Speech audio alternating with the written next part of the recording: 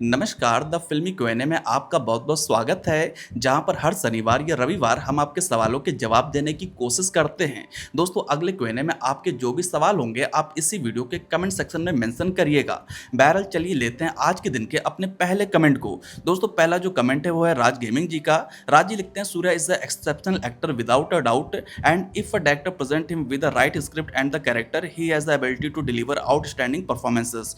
Do you think the standalone Rolex film could make Suriya bigger pan India star than Thalapathy Vijay?" And इसी में इनका question है, "and what are your expectation from the upcoming film Vishwanath and sons?" देखिए, सबसे पहले मैं बात करना चाहूंगा विश्वनाथ एंड सन्स की।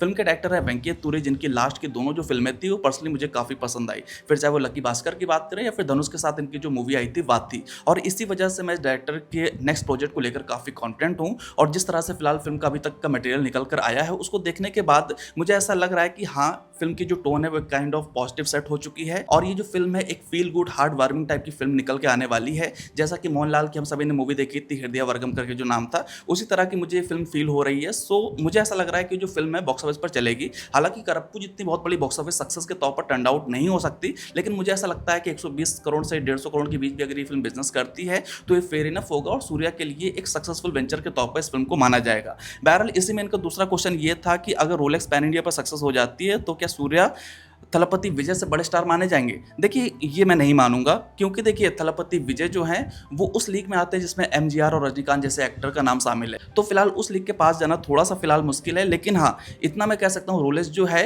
वो डेफिनेटली सूर्या के पैन इंडिया स्टारडम को स्टैब्लिश करेगी। साथ ही साथ एट द सेम टाइम ये जो फिल्म है तमिल इंडस्ट्री की एक बड़ी पैन इंडिया सक्सेस के तौर पर भी टर्न आउट हो सकती है। फिलहाल जेलर 2 भी पैन इंडिया सक्सेस होने का पूरा पोटेंशियल रखती है, लेकिन अगर उसके उसके बाद या फिर उससे पहले अगर कोई फिल्म है जो बहुत ज़्यादा बड़े लेवल पर पैन इंडिया सक्सेस के तौर पर टर्न आउट हो सकती है तो वो रोलेक्स ही है।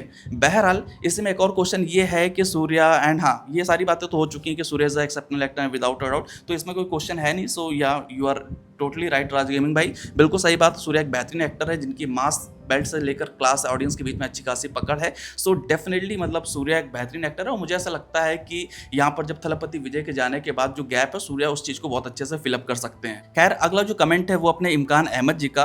देखिए, अजय देवगन के ऊपर काफी सारे कमेंट्स आए तो उन सभी को हम यहीं पर कॉल आउट करेंगे। बहरहाल इमकान जी लिखते हैं कि Ajay Devgn and Kannada director northern movie update, it's action project का क्या हुआ मूवी का? देखिए हाँ, ये जो फिल्म थी इसको जनवरी के फर्स्ट वीक में काइंड ऑफ हमें अपडेट देखने को मिली थी कि कन्नड़ डायरेक्टर नार्दन, जिन्होंने इससे पहले मुफ्ती बनाई है, भारतीय रणंगल बनाई है, तो वो फिलहाल अजय देवगन को लेकर एक एक्शन फिल्म प्लान कर रहे थे। इसके चलते उनकी अजय देवगन के साथ मीटिंग भी हुई थी, और सारी चीज़ें अभी इनिशियल स्टेज में है, किसी चीज़ की कोई कंफर्मेशन नहीं है। हो सकता है फिल्म के डायरेक्टर जो है फिलहाल फिल्म की स्क्रिप्टिंग पर वर्क कर रहे हो, लेकिन अभी किसी भी तरह की आधिकारिक पुष्टि हमारे पास नहीं आई है। इसके बाद अगर आलोक कुशवाहा की अगर हम बात करें तो भाई अजय देवगन, संजय दत्त और तमन्ना भाटिया की अपकमिंग मूवी का टाइटल क्या है? वो तो रेंजर है, काफी पहले से हम लोग को पता है, जो कि एक एक्शन एडवेंचर फिल्म होने वाली है। तो इसके अलावा जूही कुमारी जी लिखते हैं कि चौहान मूवी के 1000 करोड़ का कलेक्शन कर सकती है। देखिए, 1000 करोड़ जनरली वो फिल्में कर पाती हैं जो कहीं एक काइंड ऑफ इवेंट फिल्में हो या फिर सीक्वल फिल्में हो, तो चौहान के साथ ये सारी चीज़ें तो हमें देखने को नहीं मिल रही। तो मुझे तो 1000 करोड़ फिलहाल मुश्किल लग रहा है। 500 करोड़ के आसपास भी फिल्म के लिए बहुत हार्ड होगा। फिल्म का वर्ड ऑफ माउथ वाकई में काफ़ी अच्छा निकल आता है तो डेफिनेटली आ सकता है, लेकिन फिलहाल मैं इतना कह सकता हूँ कि चौहान एक बोल्ड सब्जेक्ट है। इस फिल्म से काफ़ी सारे लोगों को मिर्ची लगेगी, बहुत सारे लोग इसको प्रोपोगेंडा बोलेंगे। At the same time right wingers का इस फिल्म को बहुत ज़्यादा सपोर्ट मिलने वाला है, और अजय देवगन ने सब्जेक्ट को चूज किया है, तो मतलब आप समझो कि ये जो फिल्म है, फिल्म एक बात तो रहने वाली है। फिल्म जब भी रिलीज होगी फिल्म बहुत ज़्यादा सुर्खियां बटोरेगी, और मुझे ऐसा लगता है कि अजय देवगन की अपकमिंग फिल्मों में एक सबसे मजबूत फिल्मों में से एक चौहान फिल्म है, जो डेफिनेटली 1000 करोड़ या 500 करोड़ की बात नहीं करेंगे, लेकिन हाँ, इतना कह सकते हैं कि अच्छा खासा कलेक्शन करने का पूरा पोटेंशियल रखती है। इसके बाद अगला जो क्वेश्चन है वो है आकिब जी का। आकिब जी लिखते हैं कि आपको क्या लगता है आवारापन 2 कितना कलेक्शन करेगी? इमरान हाशमी का कमबैक हो पाएगा या नहीं? Please reply. इसके साथ साथ आवारापन 2 को लेकर काफी सारे कमेंट्स हैं, जैसे कि अननोन टेस्ट लिखते हैं कि आवारापन 2 विल क्रश द बंटवारा आउटडेटेड मूवी। ठीक है, इसके अलावा प्रियांश झा लिखते हैं कि प्रोपोगेंडा मूवी होने वाली, अच्छा ये बंटवारा 1947 को लेकर है। मतलब यहाँ पर काफी सारे ऐसे कमेंट आए हैं जहाँ पर बंटवारा 1947 प्लस आवारापन 2 को लेकर काफी सारे लोगों ने क्वेश्चन किए हैं। ये तो मैंने 3-4 ही क्वेश्चन सेलेक्ट किए, इसके अलावा बहुत सारे और भी क्वेश्चन थे। तो सबसे पहले हम इस पॉइंट पर आते हैं कि क्या इमरान हाशमी का कमबैक होगा। 100% कमबैक होने वाला है। मतलब इमरान हाशमी को जो काफ़ी लंबे समय से बॉक्स ऑफिस सक्सेस नहीं मिली है, आवारापन डेफिनेटली उन्हें बॉक्स ऑफिस पर एक बहुत बड़ी सक्सेस देगी। इसी के साथ क्वेश्चन जुड़ा है कि कितना कलेक्शन कर सकती है। देखिए, मैं सेफ रहते हुए एक बात ये बोल सकता हूँ कि मुझे ऐसा लगता है कि आवारापन 2 जो है वो कहीं ना कहीं 150 से 200 करोड़ के बीच का कलेक्शन करेगी, जो कि फिल्म के बिजनेस के हिसाब से फेयर इनफ होगा। हम यहाँ पर उतना एज्यूम नहीं करेंगे कि सैयारा जितना बिजनेस करेगी। देखिए, सैयारा ने अच्छी खासी मार्केटिंग करी थी और उसने सोशल मीडिया पर जिस तरह से मोमेंटम बनाया था उसकी वजह से फिल्म को बहुत ही तगड़े कलेक्शन निकल के आए थे। फिल्म के गाने ऑलरेडी चार्टबस्टर हो गए थे। तो अभी आवारापन के केस में वो सारी चीज़ें हमें देखने को नहीं मिल रही और कहीं ना कहीं फिल्म की जो स्ट्रेटेजी है, फिल्म की जो मार्केटिंग है, वो थोड़ी सी मुझे वीक लग रही है। अदरवाइज फिल्म को और अच्छे से अगर प्रमोट किया जाता तो फिल्म का बिजनेस पोटेंशियल बहुत ज़्यादा हाई निकल के आ सकता था, ऐसा पर्सनली मुझे लगता है। बहरहाल अभी मैं सेफ रहते हुए मुझे लगता है कि फिल्म 150 से 200 करोड़ का बिजनेस करेगी। इसके अलावा रही बात बंटवारा 1947 वर्सेस आवारापन 2 की, तो देखिए यहाँ पर मैं यही कहना चाहूंगा कि दोनों जो फिल्में हैं 15 अगस्त के वीकेंड में रिलीज हो रही हैं, अच्छा खासा फेस्टिवल रिलीज है और दोनों फिल्मों की अपनी अलग ऑडियंस है। ठीक है, मतलब जैसे कि आवारापन 2 तो ये जो जेनजी जनरेशन है जो आवारापन देखी उनके लिए फिल्म बनी है। वहीं बंटवारा 1947 सनी देओल की कोर ऑडियंस जो है उनके लिए बनी है, पेट्रियोटिक माहौल है। तो मुझे ऐसा लगता है कि दोनों फिल्मों के लिए अच्छा खासा मार्केट है। दोनों फिल्मों के साथ बात यह है कि इन दोनों फिल्मों को बहुत ही लिमिटेड बजट में बनाया गया है और ये दोनों फिल्में जो है एक दूसरे के बिजनेस को बिल्कुल भी हैम्पर नहीं करेगी। यानी कि आवारापन को जितना कमाना है वो आवारापन कमाएगी, बंटवारा को जितना कमाना है वो बंटवारा कमाएगी। फिलहाल दोनों जो फिल्में हैं लगभग मुझे इसी रेंज में नजर आ रही हैं, 150-200 करोड़, 150-200 करोड़। तो यहाँ पर मैं ये नहीं कहूँगा, क्योंकि यहाँ पर ऐसा कुछ होने वाला नहीं है कि एक फिल्म जो है पूरी तरह हाउसफुल चले और दूसरी खाली चले। ऐसा कुछ नहीं होगा। दोनों फिल्में अपनी अपनी रिस्पेक्टेड ऑडियंस गेन करेंगी एंड दोनों ही फिल्मों में पोटेंशियल है। फिलहाल अगर बंटवारा 1947 की बात करें तो हाँ, यहाँ पर कुछ चीज़ें ऐसी हैं जैसे कि सनी देओल जो है इस बार एक मुस्लिम किरदार के तौर पर आपको देखने को मिलेंगे, जो बंटवारा के बाद पाकिस्तान में चला जाएगा। तो बहुत सारे यहाँ पर कुछ ऐसी चीज़ें हैं जो फिल्म को लेकर नजर आ रहा है कि कहीं ऐसा ना हो सनी देओल की जो ऑन स्क्रीन इमेज है उससे बहुत सारी चीज़ें कॉन्ट्राडिक्ट कर जाएं, क्योंकि यहाँ पर आमिर खान का नाम जुड़ा है, अली फजल है। तो बहुत सारे लोग सोशल मीडिया पर इस तरह की चीज़ें बढ़ा रहे हैं। मैं इन सारी चीज़ों को नहीं बढ़ा रहा हूँ, मैं बस आपको बता रहा हूँ कि क्या चीज़ें फिल्म के अराउंड में चल रही हैं। सो हाँ, एक काइंड ऑफ रिस्क तो है, लेकिन मुझे ऐसा लगता है राजकुमार संतोषी एंड सनी देओल इस चीज़ को बहुत अच्छे से जानते होंगे कि उन्हें अपनी कहानी को किस तरह से प्रेजेंट करना है। बहरहाल रिव्यूज़ तो फिल्म के काफ़ी अच्छे हैं और सनी देओल इस फिल्म का प्रमोशन बहुत ही तगड़े लेवल पर कर रहे हैं। मतलब जिस तरह से वे सिटी टूर कर रहे हैं, मतलब वहाँ पर जिस तरह का क्रेज़ हमें देखने को मिल रहा है वो बेहतरीन है। फिलहाल बुक माई शो पर बंटवारा 1947 के 1 लाख इंटरेस्ट हो चुके हैं, वहीं आवारापन 2 के लगभग 2.5 लाख के करीब है। लेकिन इन दोनों फिल्मों का बिजनेस जो है लगभग अराउंड सेम ही निकल के आएगा, ऐसा मुझे लगता है। आपको क्या लगता है? आप अपनी राय नीचे कमेंट सेक्शन में जरूर बताइएगा। खैर, कल महेश बाबू साहब का बर्थडे था और उस मौके पर वाराणसी और महेश बाबू से जुड़े भी काफ़ी सारे कमेंट्स हमारे पास आए हैं। जैसे कि पहला कमेंट ये है कि अपने तरीन भाई लिखते हैं कि भाई वाराणसी मूवी का अपडेट दीजिए और नेक्स्ट वीडियो में। देखिए, वाराणसी मूवी का अपडेट ठीक है मैं देता हूँ और भी सारे क्वेश्चन पहले ले लेता हूँ। इसके अलावा इमकान अहमद जी लिखते हैं वाराणसी मूवी के बाद महेश बाबू की अगली मूवी कौन सी होगी और किस डायरेक्टर के साथ होगी। रूमर्स ये है कि वांगा अपनी अगली फिल्म में सुपरस्टार महेश बाबू के साथ काम करना चाहते हैं। Excited for the collaboration, waiting for Varanasi, it's a biggest of Indian cinema, break all record, high expectation with this film. आपका ओपिनियन क्या है? इस मूवी से कितना कलेक्शन कर सकती है वर्ल्ड वाइड? एंड इसके अलावा रोलेक्स गेमर भी लिखते हैं कि सर महेश बाबू की अपकमिंग मूवी कौन सी है वाराणसी के अलावा, प्लीज रिप्लाई। सो सबसे पहले हम लोग जाते हैं वाराणसी की मूवी की अपडेट क्या है। देखिए, कल के दिन महेश बाबू का बर्थडे था तो फिल्म से महेश बाबू का जो लुक था उसे काइंड ऑफ रिवील किया गया। लुक काफ़ी इंटरेस्टिंग है, मतलब हाँ महेश बाबू लग रहे हैं कि हाँ भाई कोई सुपरस्टार है। ऐसे राजामौली की फिल्म का लुक मुझे काफ़ी अच्छा लगा, एक स्टाइलिश लुक है। इसके अलावा इसमें क्वेश्चन साथ ही साथ जुड़ा है कि अपडेट क्या है। देखिए, अपडेट तो अभी हाल फिलहाल में कुछ नहीं। अभी कल के दिन एक गलती करके तेलुगु का ट्रस्टेड प्लेटफॉर्म है, वहाँ पर फिल्म का जो बेसिक सिनॉप्सिस था उसे प्रोवाइड किया गया, जिसमें लिखा गया है कि मतलब फिल्म की जो कहानी वो इस तरह से हो सकती है कि एक क्षुद्र ग्रह है जो पृथ्वी से टकराने वाला है, या मोर ऑफ द आप कह सकते हैं कि वाराणसी सिटी से टकराने वाला है। ऐसे में अपना महेश बाबू का जो किरदार है रुद्रा, वो एक आर्कोलॉजिस्ट है जो इस चीज को रोकना चाहता है, जिसके लिए वो कुछ चीजें इकट्ठा कर रहा है और इसमें उसका साथ देती है एक रिसर्चर है प्रियंका चोपड़ा। ये दोनों इस मिशन पर निकलते हैं कि कैसे भी करके इस क्षुद्र ग्रह को पृथ्वी से टकराने से रोकना है, और इनके पीछे पड़ा है एक साइंटिस्ट। तो बेसिकली ये फिल्म का प्लॉट हमारे सामने निकल कर आया है। यहीं पर आपको एक टाइम ट्रैवल का बेसिक कॉन्सेप्ट भी देखने को मिलेगा, जहां पर आपको रामायण की सीक्वेंस देखने को मिलेगा। सो बेसिकली अभी इसी तरह की चीजें निकल कर आई, कोई खास अपडेट आई नहीं है। जैसे आती है तो हम उस पर वीडियो जरूर बनाएंगे। इसमें क्वेश्चन जुड़ा है कि फिल्म का बॉक्स ऑफिस पोटेंशियल कितना हो सकता है। तो मैंने अपने पिछले वीडियो में बताया था कि मुझे ऐसा लगता है कि वाराणसी मूवी जो है लगभग 2400 से 2500 करोड़ के बीच का कलेक्शन कर सकती है। 3000 डेफिनेटली ये फिल्में ट्राई करेंगी। अब बहुत ज़्यादा डिपेंड करेगा फिल्म का वर्ड ऑफ माउथ कैसा निकल के आता है। तो फिलहाल सेफ रहते हुए मैं 2500 करोड़ के पास जाना चाहूँगा। इसके अलावा अब क्वेश्चन ये है कि महेश बाबू की अपकमिंग मूवी कौन किस डायरेक्टर के साथ हो सकती है। देखिए हाँ, वाराणसी में तो हमें काफ़ी लंबा इंतजार करना पड़ा, लेकिन इसके बाद किस डायरेक्टर के साथ उनकी अगली फिल्म होगी इसको लेकर अभी किस तरह के ऑफिशियल कंफर्मेशन तो नहीं है। लेकिन हाँ, इस बीच जिस डायरेक्टर के नाम पर सबसे ज़्यादा विचार हो रहा है तो वो संदीप रेड्डी वांगा ही हैं। और जाहिर तौर पर अगर आप देखो संदीप रेड्डी वांगा की स्प्लिट के बाद एनिमल पार्क है और इस बीच में उनकी कोई भी फिल्म नहीं है, तो ऐसा हो सकता है कि संदीप रेड्डी वांगा जो है शायद से स्क्रिप्ट के बाद एनिमल पार्क पर फोकस करें और इसके बाद वो महेश बाबू के साथ या फिर इससे पहले महेश बाबू के साथ अपना प्रोजेक्ट अनाउंस कर दें। तो यहाँ पर रूमर्स तो संदीप रेड्डी वांगा के नाम पर ही हैं और जिस तरह से हम देख रहे हैं कि महेश बाबू का अपकमिंग लाइनअप खाली है और संदीप रेड्डी वांगा का भी एनिमल पार्क के अलावा कोई भी दूसरा प्रोजेक्ट हमें देखने को नहीं मिल रहा, तो यहाँ पर अगर हम सारी कड़ियों को जोड़ते हैं तो संदीप रेड्डी वांगा एक ऐसा डायरेक्टर निकलता है जिसके नाम पर ज़्यादा विचार किया जा सकता है। सो लेट्स सी ऐसा होता है कि नहीं। फिलहाल तो इसी तरह की कुछ अपडेट्स हैं। बहरहाल इसके अलावा सुबोध जी लिखते हैं सर रामायण मूवी का डे वन कलेक्शन कितना हो सकता है, प्लीज़ अपने वीडियो में बताइएगा। देखिए रामायण मूवी जैसा कि इस फिल्म को बड़े स्तर पर बनाया जा रहा है, सोनी पिक्चर इस फिल्म को डिस्ट्रीब्यूट करने वाला है ग्लोबल मार्केट में। इसके अलावा इंडिया में इस फिल्म का मोमेंटम है, ये साउथ बेल्ट में भी फिल्म को अच्छा खासा सपोर्ट मिलेगा क्योंकि इस फिल्म के हीरो हैं। तो पर्सनली मैं अगर सोचूं कि रामायण डे वन पर कितना कर सकती है, देखिए अभी तक इंडिया की हाईएस्ट ग्रॉसर जो डे वन पर निकल कर आई है, मतलब हाईएस्ट ओपनिंग वाली जो फिल्म है वो मेरे ख्याल से पुष्पा 2 है जिसने लगभग 300 करोड़ के से थोड़ा सा कम बिजनेस किया था। तो रामायण और ये जो मूवी वाराणसी है डेफिनेटली इस मार्क को सरपास करेंगी। तो मैं रामायण के केस में मुझे ऐसा लगता है कि लगभग 350 करोड़ का day one collection world wide level पर फिल्म निकाल सकती है। खैर इसके अलावा अगला क्वेश्चन मिस्टर वी का है। मिस्टर वी लिखते हैं क्रेजी फॉर मूवीज ने व्यूज डाउन होने पर जॉब जाना शुरू कर दिया, आपके भी व्यूज गिरे हैं तो आपका नेक्स्ट प्लान क्या है। ठीक है, तो सबसे पहले हम बात करना चाहेंगे क्रेजी फॉर मूवीज़ के अपने संदीप भाई की। देखो मैं इनके वीडियोस 5 से 6 सालों से देखता आ रहा हूँ और आज तक मुझे एक भी सिंगल टाइम ऐसा नहीं लगा कि भाई का रिव्यू जो है गलत है या फिर हॉनेस्ट नहीं है। मतलब अगर आज की तारीख में आप मुझसे पूछते हैं कि यूट्यूब पर सबसे ईमानदार आपको रिव्यूअर कौन सा लगता है तो मैं संदीप भाई का ही नाम लूँगा एंड मुझे बहुत ज़्यादा पसंद है पर्सनली।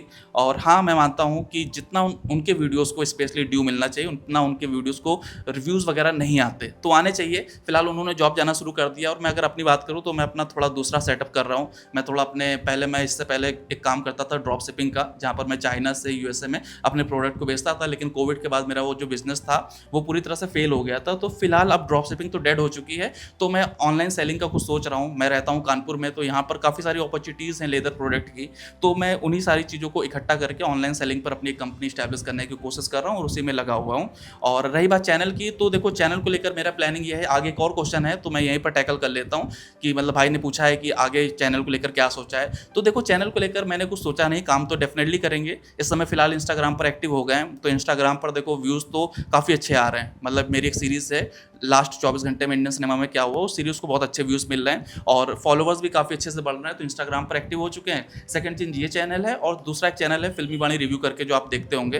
तो अब मैं ऐसा सोच रहा हूँ कि देखो हमारा जो चैनल है उस पर हमने मोर ऑफ द एक्टर्स पर बात करी है। मतलब आप बहुत सारे चैनल देखते होंगे वहाँ पर वो मूवीज़ पर बात करते हैं, लेकिन हमारा जो चैनल रहा है वो शुरू से एक्टर्स ओरिएंटेड रहा है कि एक्टर्स का कमबैक कब होगा, उनकी बायोग्राफी, मतलब इस तरह के हमने वीडियो बनाए। लेकिन अब ऐसा लग रहा है कि अब मुझे एक्टर्स स्पेशल से मूवीज़ स्पेशल पर शिफ्ट हो जाना चाहिए, क्योंकि जनरली अगर आप मेरे चैनल को देखते हो तो आपने भी नोटिस किया होगा कि कोई भी मूवी रिलीज होती है या फिर टीजर रिव्यू आता है, ट्रेलर रिव्यू आता है, तो हम उसमें काफ़ी लेट हो जाते हैं। तो अब हम ये कोशिश कर रहे हैं कि हम अपने चैनल को मूवीज़ ओरिएंटेड फोकस करेंगे, मतलब जहाँ पर हम हर छोटी बड़ी फिल्म का रिव्यू करने का सोच रहे हैं। और रिव्यू ऐसा नहीं कि और रिव्यू जल्दी लाने का कोशिश कर रहे हैं, ठीक है। और जो सेकंड चैनल है हम सोच रहे हैं उसको रिएक्शन में टर्न आउट कर दें या फिर सेकंड चैनल पर क्या करें, थोड़ा सा मुझे अगर आपके पास कुछ आइडिया हो तो मुझे ज़रूर बताइएगा। और एक रिक्वेस्ट ये है कि मुझे थोड़ा सा थंबनेल में वर्क करना है, तो अगर किसी के पास कोई अच्छा सा पैटर्न हो, मैं ये नहीं कह रहा आप थंबनेल बना के दो, आप एक सादे कागज़ पर अगर आप पैटर्न बना के मुझे डीएम कर देते हो तो डेफिनेटली मैं उसके बदले में आपके लिए कुछ ना कुछ सरप्राइज़ करूँगा। सो इतना सा अगर छोटी सी रिक्वेस्ट है किसी से हो पाए तो करना। बेसिकली आगे का प्लान ये है कि मुझे अपना ऑनलाइन सेलिंग बिजनेस जो है उसे स्ट्रॉन्ग करना है, at the same time 2 channel पर फोकस करना है और इंस्टाग्राम पर काम करना है। सो फिलहाल ये सारी चीज़ें हैं। और जॉब पर मैं जा नहीं सकता क्योंकि अभी तो मैं जॉब कहीं कर नहीं रहा था, मैं तो प्रिपरेशन कर रहा था। इनफैक्ट 1-2 बार मेरा एग्जाम क्लियर भी हुआ था इंडियन एयरफोर्स का, लेकिन कुछ चीज़ों की वजह से नहीं हो पाया था। फिर देन मैं इधर यूट्यूब में शिफ्ट हो गया था। लेकिन मुझे ऐसा लगता है कि हाँ थोड़ा सा रिस्की फील्ड है, सो कुछ ना कुछ और बैकअप स्ट्रॉन्ग करना पड़ेगा। That's why I am making my online selling business. So हो सकता है विद इन 1 मंथ मैं उसको चालू कर दूंगा। खैर इसके अलावा सुबोध जी का अगेन क्वेश्चन है कि टॉक्सिक मूवी का ओपनिंग कितना ले सकती है। देखिए कल टॉक्सिक मूवी का हम सभी ने ट्रेलर देखा, ट्रेलर पर हम वीडियो लेकर आएंगे, एज यूजुअल हमेशा लेट रहते हैं तो ट्रेलर पर भी वीडियो आएगा। तो ट्रेलर मुझे टू बी ऑनेस्ट अच्छा लगा। इससे पहले फिल्म के जो टीजर आए थे और जितना भी ग्लिम्स निकल कर आया था वहाँ पर फिल्म के मेकर्स का मोर ऑफ द फोकस था इरोटिक सीन्स पर था। मतलब हमने देखा कितने बोल्ड बोल्ड सीन थे, लेकिन ट्रेलर में हमें ऐसा कुछ देखने को नहीं मिलता। 4 मिनट लंबा ट्रेलर देखने को मिला है। दैट मीन्स मेकर्स जो हैं कहीं ना कहीं अपने प्रोडक्ट को लेकर कॉन्फिडेंट हैं। यहाँ पर फादर और सन का बैटल देखने को मिल रहा है और इस बार खास बात यह है कि जो बैटल है वो काफ़ी वॉयलेंट है। मतलब इससे पहले तक हमने जितने भी फादर सन वाली मूवी देखी, फिर चाहे वो गोट हो या फिर बहुत सारी फिल्में हमने इस बीच में देखी हैं, लेकिन इस तरह का हमें बिल्डअप नहीं देखने को मिला था जहाँ पर ये देखने को मिला। मतलब जो बेटा वाला किरदार है वो तो साला बहुत ही स्ट्रांग और बहुत ही वायलेंट खतरनाक टाइप का नज़र आ रहा है, तो देखने में मज़ा आ रही है। और कियारा आडवाणी जो है वो यश की वाइफ हैं, जैसे कि एक डायलॉग में बोलती हैं कि क्या बोलती हैं कि तुम्हारे पापा मुझे बिल्कुल भी पसंद नहीं करते। तो यहाँ से क्लियर हो जाता है कि कियारा आडवाणी का जो किरदार है उसके साथ कुछ ना कुछ ऐसा होगा कि वो जो बेटा है वो बाप से बदला लेने का सोचेगा। तो ये सारी चीज़ें कुछ इस तरह से निकल के आ रही हैं। फिलहाल ओपनिंग डे कलेक्शन की अगर मैं बात करूँ और KGF Day 1 का वर्ल्ड वाइड क्रॉस कलेक्शन अगर मैं देखूँ तो मुझे ऐसा लगता है 200 करोड़ प्लस तक की ओपनिंग ये फिल्म लेनी चाहिए।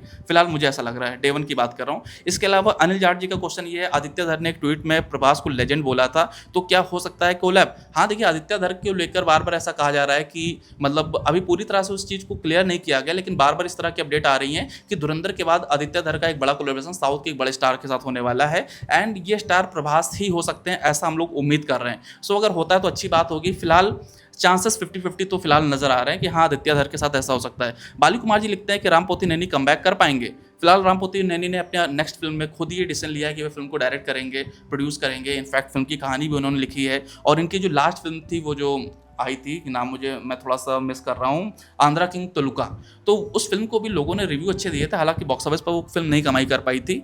लेट्स सी, ये जो फिल्म है, जब राम पोथीनेनी ने सारी डिपार्टमेंट को अपने हाथों में ले लिया है तो शायद से उनके पास कोई अच्छी कहानी होगी और इस फिल्म से उनका कमबैक हो तो बेहतर होगा।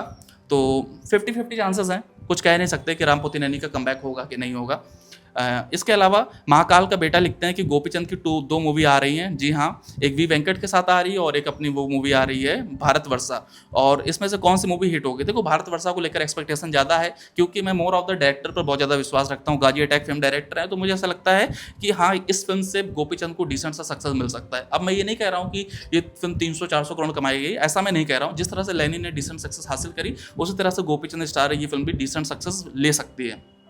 खैर, इसके अलावा प्रदीप जी लिखते हैं, थैंक्स भाई, मेरा क्वेश्चन, क्या आप कभी नेपाल आना चाहोगे और या फिर आए हो? Love you brother from Nepal. आपकी मैरिड हो गई या नहीं? आपकी एज कितनी है?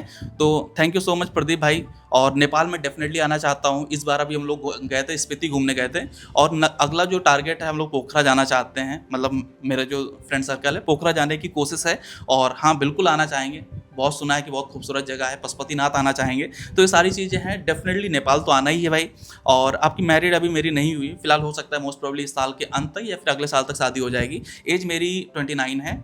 और इसके अलावा अगला क्वेश्चन रोलेक्स गेमर का है कि सर, मेरा सवाल ये है कि जेलर 2 के 1000 करोड़ की कमाई कर पाएगी? मुझे लगता है बड़े आराम से कमाएगी। आपको क्या लगता है? मुझे भी डेफिनेटली लगता है कि जेलर 2 जो है वो तमिल इंडस्ट्री की पहली 1000 करोड़ ग्रॉसर होगी। साथ ही साथ at the same time film को पैन इंडिया पर भी अच्छा खासा सपोर्ट मिलेगा। हालांकि पैन इंडिया पर उस लेवल का सक्सेस सपोर्ट नहीं मिलेगा जैसा रोलेक्स को मिलेगा, लेकिन हाँ, ये डिसेंट सी अच्छी खासी कमाई 70-80 करोड़ की नेट कलेक्शन हिंदी बेल्ट से कर सकती है। ठीक है। इसके अलावा गणेश जी लिखते हैं कि यस के अपकमिंग प्रोजेक्ट्स के बारे में बताओ। तो जैसा कि आपको मालूम है, यस की अगली जो मूवी है टॉक्सिक, वो बहुत ही जल्द आपको देखने को मिलेगी। इसके बाद रामायण का पार्ट 1 है, रामायण का पार्ट 2 है। साथ ही साथ यस एक तमिल डायरेक्टर के साथ भी डिस्कशन में, वो भी जो फिल्म है वो शायद से आपको अगले साल देखने को मिले, मतलब जल्दी देखने को मिलेगी। यस इस चीज़ में गैप नहीं करेंगे। देन फिर KGF चैप्टर 3 के लिए आपको 2 से 3 साल वेट करना पड़ेगा। ये बेसिकली उनकी अपकमिंग लाइनअप की प्लानिंग हो सकती है। इसके बाद सौरभ जी लिखते हैं, भाई जी रामायण एंड वाराणसी के बॉक्स ऑफिस पोटेंशियल में एक वीडियो लाओ कि कौन सी मूवी बाउंड्रीज को तोड़ेगी, जैसे बाहुबली ने किया था मैडनेस। अच्छा, मतलब रामायण और वाराणसी में कौन सी मूवी जो है वो ज़्यादा बड़ी सक्सेस के तौर पर टर्न आउट होगी? देखिए, रामायण की केस में क्या है कि रामायण की कहानी हम सभी को मालूम है, और फिल्म 2 पार्ट वाली कहानी है, तो इसका लार्जर इम्पैक्ट मुझे उतना ज़्यादा नज़र नहीं आ रहा। Film definitely Indian box office पर काफ़ी अच्छी कमाई करेगी, लेकिन अगर आप एक होलसम इंटरटेनमेंट की बात करते हैं, थिएटर एक्सपीरियंस की बात करते हैं, या फिर एकदम वो नहीं होता गर्दा उड़ा देना, तो मुझे ऐसा लगता है कि वो होगी राजा मौली की वाराणसी। क्योंकि फिल्म एक पार्ट में खत्म हो जाएगी, फिल्म में अच्छा खासा इंटरवल ब्लॉक होगा, प्री क्लाइमैक्स होगा, पोस्ट क्लाइमैक्स होगा, अच्छी खासी कहानी होगी जिससे हम जानते नहीं हैं। तो मुझे ऐसा लगता है कि वाराणसी जो है वो बहरहाल बॉक्स ऑफिस पर एक बड़ी मोमेंटम को क्रिएट करेगी, बट रामायण का पार्ट 2 जो है वो उस मोमेंटम को भी ब्रेक करेगा। सो अगर आप मुझे पूछे, रामायण, वाराणसी, फिर रामायण का पार्ट 2, ऐसा मुझे लगता है चीज़ें जा सकती हैं। और इसके बाद आज का अपना जो लास्ट कमेंट है वो जयदेव जी का। जयदेव लिखते हैं कि दूसरे किसी बॉलीवुड एक्टर का नाम बताओ जो रणवीर सिंह और रणवीर कपूर के लीग का है, जो 1000 करोड़ का बॉक्स ऑफिस कलेक्शन दे सकता है। देखिए, अगर हम बॉलीवुड एक्टर की बात करते हैं तो बहुत सारे एक्टर्स जो हैं वो 90s वाले हैं, 80s-90s वाले हैं, जैसे कि आप शाहरुख खान, सलमान खान, अक्षय कुमार। तो फिलहाल ये जो एक्टर हो गए 80s-90s वाले हो गए, तो इनको अगर हम अलग छोड़ देते हैं तो एक सीरीज आती है अर्ली 2000 के बाद की, तो इसमें हमारे पास रणवीर कपूर है, रणवीर सिंह है, विकी कौशल हैं, और साथ ही साथ अपने ऋतिक रोशन है। मतलब ऋतिक रोशन का वो लीग है, ना तो वो 80s-90s 90s में आते हैं और ना ही इस लीग में आते हैं, वो बीच में आते हैं। तो मुझे डेफिनेटली लगता है ऋतिक रोशन वो एक्टर है जो 1000 करोड़ का फ़िल्म दे सकता है, एंड ये जो चीज़ है शायद क्रिस 3 से कंप्लीट हो जाए। लेकिन फिलहाल ऋतिक रोशन जो है वो शायद से मुझे ऐसा लगता है कि अपने इस कैरियर को बहुत ज़्यादा सीरियसली नहीं ले रहे हैं। मतलब वो जिस लीग के एक्टर हैं, जो उनकी स्मार्टनेस है, तो उसको लेकर वो बहुत अच्छे-अच्छे प्रोजेक्ट कर सकते हैं, लेकिन थोड़ा-सा अभी मुझे ऐसा लगता है कि उनको अपने फ़िल्म सिलेक्शन पर ज़्यादा काम करना चाहिए, क्योंकि अभी देखो वॉर 2 रिलीज़ हुई, नहीं चली, चलो वो दूसरी बात है। लेकिन अब तो उनका दूसरा प्रोजेक्ट फ्लोर पे चला जाना चाहिए था। बहरहाल वो सारी चीज़ें तो नहीं हुई। खैर लेट्स होप कि ऋतिक रोशन की क्रिस 3 है उसको अच्छा सा प्रोडक्शन हाउस मिले और वो जब भी फ़िल्म आएगी वो फ़िल्म पर काफ़ी बड़े नंबर निकाल के देगी। तो अगर आपका क्वेश्चन ये है तो मैं यहाँ पर ऋतिक रोशन का नाम लूँगा। खैर ये रहा आज का हमारा स्पेशल वीडियो। अगले Q&A के आपके जो भी सवाल होंगे आप इसी वीडियो के कमेंट सेक्शन में मेंशन करिएगा। साथ ही साथ यदि आपको हमारा ये वीडियो पसंद आया हो तो प्लीज़ लाइक करें, कमेंट करें और चैनल को सब्सक्राइब करें। आपका बहुत-बहुत धन्यवाद।